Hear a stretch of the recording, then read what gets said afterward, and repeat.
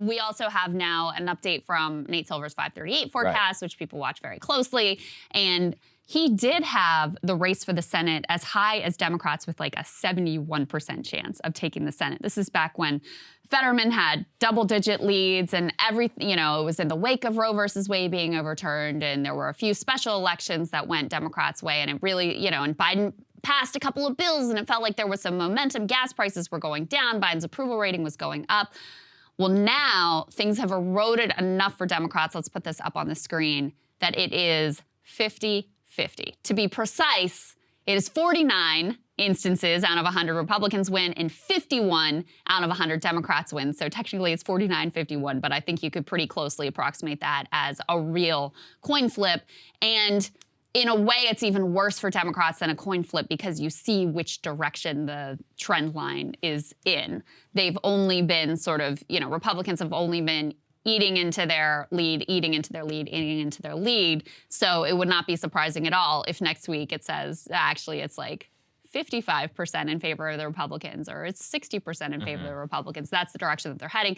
Betting markets, same thing. Odds are now, and the betting markets put this up on the screen, that the GOP will take the Senate. They are slightly favored for the first time in 2 months. So that's kind of where the prognosticators or the smart money or potentially the stupid money is at this point in the cycle. Yeah, I mean, again, you keep looking at everything. We look at the markets. By the way, betting markets are not in any way indicative, but there at least something is on the line, and they can tell us a little bit about what's going on. The Nate Silver piece, it's interesting. Whenever you look at exactly what's weighted and what's not. The other point that we should always remember, Krystal, which is that if the Republicans, let's say some crazy stuff, because let's always remember, let's say Fetterman does win. Very possible. Yeah. But then what if Cortez Masto loses in Nevada? Right. Now you're at a wash. And then what if you have a pickup in just one other place that nobody is really paying attention to? Maybe Herschel Walker does get over 50, right? I mean, it's one of those things where you can get to Senate control and not necessarily do it in a way that maybe we've been guilty of covering by focusing only on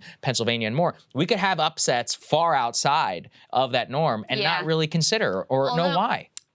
Usually what happens is when you have races that are true toss-ups and right on the bubble, it's usually not the case that like some go for the Democrats and some go for the Republicans. Yeah. It's usually they all fall in one direction. Right.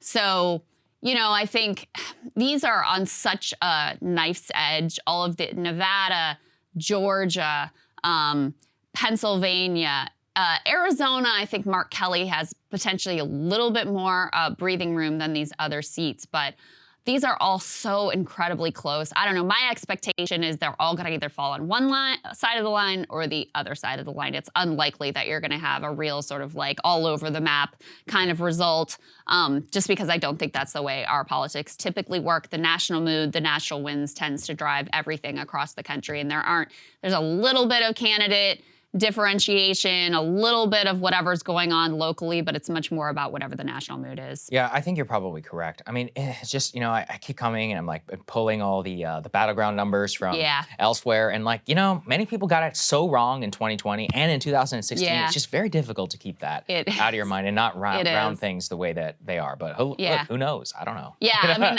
and we'll get to this in the Brazil block, but ultimately the polls there, which were wildly off in the first round, they were pretty close. Yeah, they were dead on this time. Interesting, right? Yeah, very interesting. So again, just another variable to throw in to say, like, everybody's guessing at this point, and there truly is a lot of suspense about what the outcome will be, especially in the Senate. Right. Cable news is ripping us apart, dividing the country, making it impossible to function as a society, and making it impossible to know just what is true and what is false. But the good news is they are failing, and they know it. That is why we're building something new, a new mainstream, a healthier one, something more trustworthy, something that we are going to need in one of the most pivotal times in American history. We are building up here for the midterms, for the upcoming presidential election, but we need your help. So if you can help us out by becoming a premium member today at breakingpoints.com, we're trying to change America for the better and the entire world. So what are you waiting for, guys? Go to breakingpoints.com and sign up and help us build a new mainstream.